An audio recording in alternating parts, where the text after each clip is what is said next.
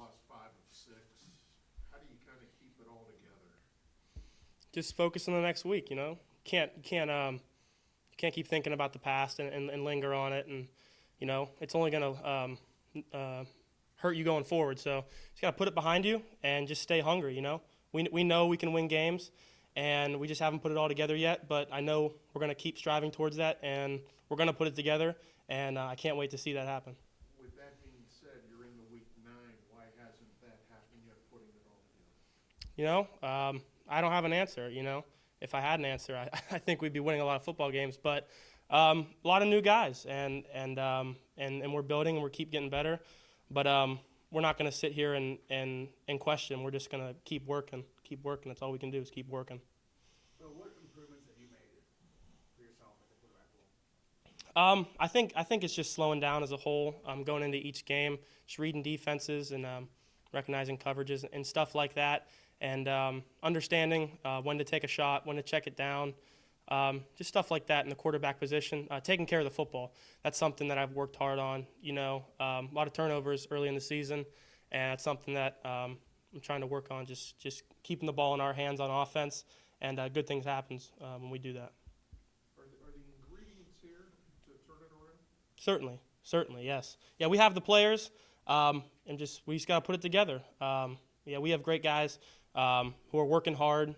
If there's any guys in the locker room who aren't putting their best foot forward at this point, then I don't think they're going to be on the field. The guys in the field are the guys who want to be here, and I think those are the guys we have. What have you seen from North Dakota on film? They're a very physical, fast, 60-minute team. They fly around. They give 100% effort on every single play, and that's something that we have to match, not just in the first half, but going all the way through 4 quarters. We got to be able to match their intensity and the way they fly to the football. But you guys lead the country in time of possession offensively, and last year was very much the same, one of the best in the country in time of possession. Is that by design? Do you guys just want to make sure that you can keep the ball as much as you can to keep it out of the opposing offense? I don't think it's something we try to do. It's just we run the ball well, and when you run the ball, a lot of time comes off the clock, and so that's just something that happens. I don't think we intentionally try to do that. It just kind of happens. Coach always says, the ones going against the ones. Have you seen improvement during practice with that? And Coach says it just doesn't elevate to the games yet. Yeah, definitely. We only get a certain amount of reps each week going against our one defense, and so you have to maximize those reps because once it's game time, it really is full speed. So throughout the week, utilizing those full speed reps going against our defense, and Coach always says iron sharpens iron. So those reps are very valuable to get better throughout the week. From where the offense was back in the fall and in August when you guys started, what kind of growth have you seen just on that side of the ball from you guys from then to now? I've certainly seen a lot of growth. I think a lot of guys have stepped up and are making plays. And you can see the growth from last week. Great first half we played, but we just got to finish. We got to be able to carry that first half into the second half, and once we do that, I think we'll be able to put a lot more points on the board, and the outcome will be in our favor. Very good. Great. Thank you, guys. Obviously, you were sitting at 2 and 6, and I kind of asked Bo, how do you kind of keep it all together? You keep working on getting better. You don't look at records. I think sometimes you tell me, every year, hey, this team's coming in here. In this league, you take 2 games out of our schedule, that Pitt and South Dakota State, and it comes down to fourth quarter, comes down to possessions in the fourth quarter, and one team's going to win. And, the consistency, can we do it consistently? Going back to, Duquesne to Missouri State to last week, when it comes down those fourth quarters to be able to execute and win those close games. Because every Missouri Valley game, no matter who you're playing, sometimes you can tell who the top echelon and they're playing championship football. And if you're not playing championship football, it's hard to match them. And, we're playing some teams that are ranked right now, and all we can focus on, can we be better than we were this Tuesday than last Tuesday? Can we be better on Saturday than we were this past Saturday? But saw tremendous improvements. And, I wish, we're a developmental program. Usually guys aren't coming here ready-made to play. And for us, and you see teams that we play, watch North Dakota, Bubba's been there a long time. They lose 4 offensive linemen to graduation. Well, guess what? They got 4 guys that they developed that took those kids 2 to 3 years to get on the field. And guess what? Those kids are on the field. And, that's what you kind of want to build to. And you want to be development, meaning, we get a young man from high school. He probably didn't have a lot of offers. We might have been the only offer. And our job, too, is once we develop them, can you retain them? And that's where the Dakotas have done a better job than what we have probably in the Midwest. And I can talk about other teams. But, for us, though, the focus is every day going out and getting better. And I see that.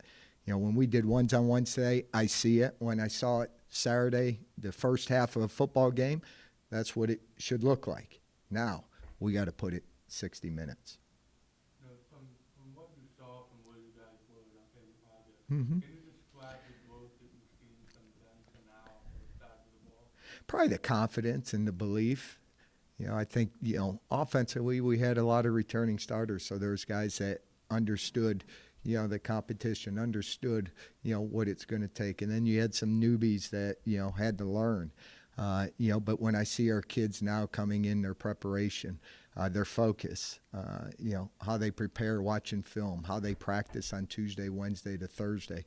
Probably the biggest improvements we made are on the Thursday, Friday practice, which isn't as physical. Those are more mental. And then being able to sit around a hotel on Saturday afternoon and be ready to play a football game at 6. And you always, as a coach, worry about that. But, when I came in, even our equipment manager says, Coach, these kids are the most focused I've seen them. And you could see that. You can tell in pregame, warm-up. And, that's where now can we consistently do that. And we've been in the program before. We can go back to, whether it was 2021, close games that we didn't know how to finish. And then in 22, we learned how to finish those games and win those games. When we played this team that year, we had a 10-point lead at North Dakota, 10-point lead in the fourth quarter against a, ranked team. And they came back and beat us by 3, And then in 22 here, we had the lead. They came back and beat us, and that's where we mature. And with a new team, new guys, now we got to learn to finish. And the one thing, if there's one definition of North Dakota, it's effort. They fly around, tremendous effort, and they're going to do it for 60 minutes. So you got to be ready for that for a 60-minute game. All of our games are like it, but man, their effort when you turn on the film, it jumps out at you. And, so for us, it's that mindset, not only execution, not only how your mindset's going to be, but man, your effort has to be able to match what they're going to be able to bring. Where do you, from week 1 to week 9, what do you think has been the biggest improvement that you've seen? Probably fundamentals. What I saw last week was finally seeing, defensively tackling. You can talk about run fits, but now you're going through your run fit and maybe making a tackle in the backfield. We did something different this week because as a head coach, I can make those decisions. But I wanted our guys, in today's world of technology, you split up and watch the game because it's efficient. And I said, the old school days of watching the game as a team, where the defense is watching the offense is watching the defense, and you're watching it continuously. How many of those guys ever really get to see your punt team, your kickoff team? And we watched that first half. I put a time limit on, to show, offensively into the defense, into the special teams where our kids went down there and, they had a great returner and hit them inside the 20. Just that's how it used to be. And sometimes I feel like that's football IQ, and maybe we miss it. Everybody watches cut-ups in today's world. And by I mean cut-ups, you're watching one formation of this team for their last 8 games, or you're watching this down and distance for their last 8 games.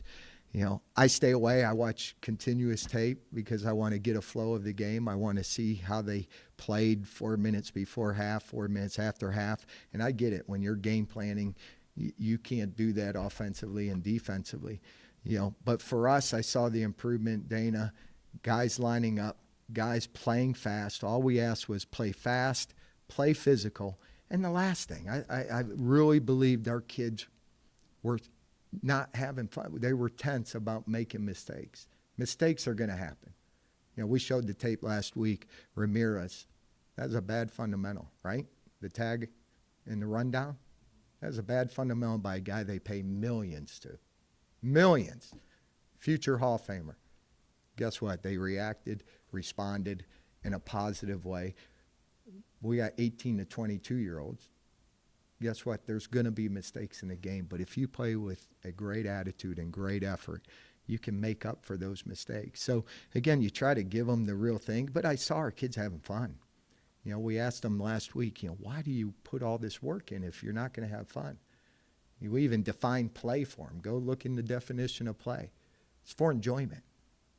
It's for enjoyment while you have the time. You know, so for us, yeah, we're going to work hard, we're going to prepare, and it's fun when you're flying around and playing football as a team.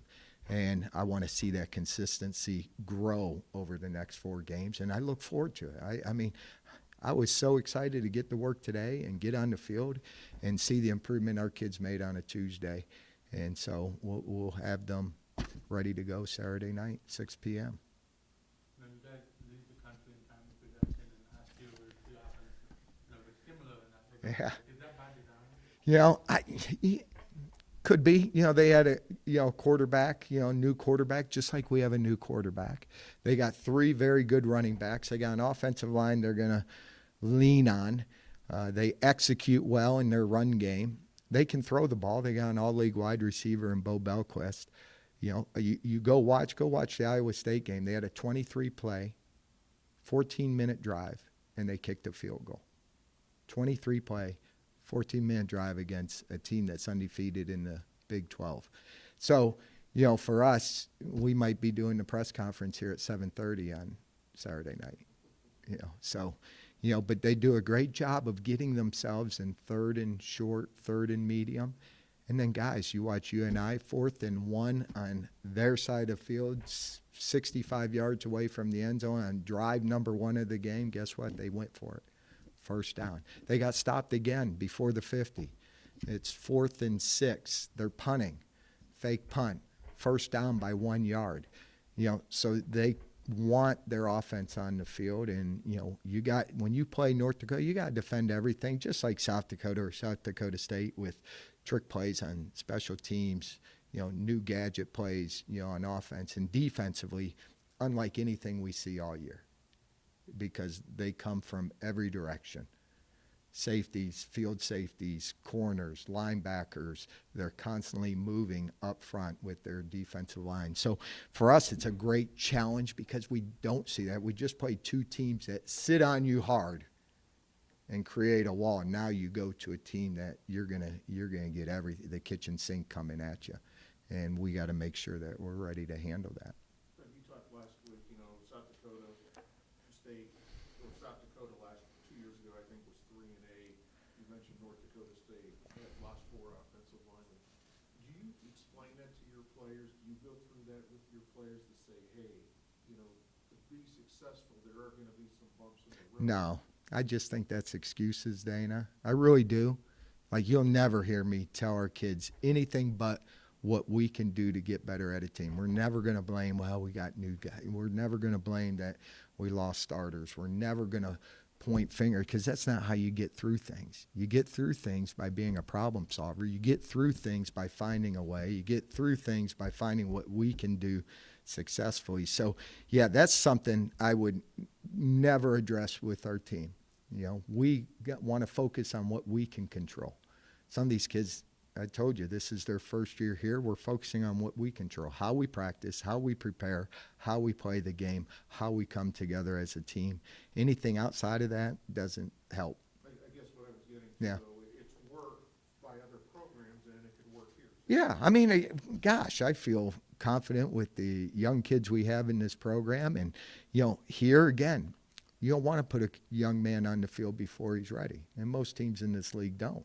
They wait, even if they had a 6-year guy, that guy that's been waiting 3 years, when he finally gets that opportunity. And I think their quarterback has done that. Tommy Schuster was there, transferred out. His opportunity's there, and he's prepared for it. And that's where you really want to get to. We early on, the portal kids we had, some of them were developed by Division II schools, but we still want to be a developmental program. We still want to recruit high school athletes, that we can develop in the weight program off season, get them ready. And, I'm excited for in that locker room. You don't know their names, but, the young offensive linemen, the young defensive linemen, that we have in our program, the young tight ends that we have, young linebackers that we have. And, like I said, it's our job to make sure we put them in a situation to be successful. So if we're not successful, we better find a way. And that falls on my shoulders, falls on our coaching staff's shoulders. And we'll find a way to keep getting better. And I see improvement. The results there's no moral victories. We go to every game to win, gentlemen. So I'm never going to say no moral victories, and we got to find a way to finish a game and play for 60 minutes.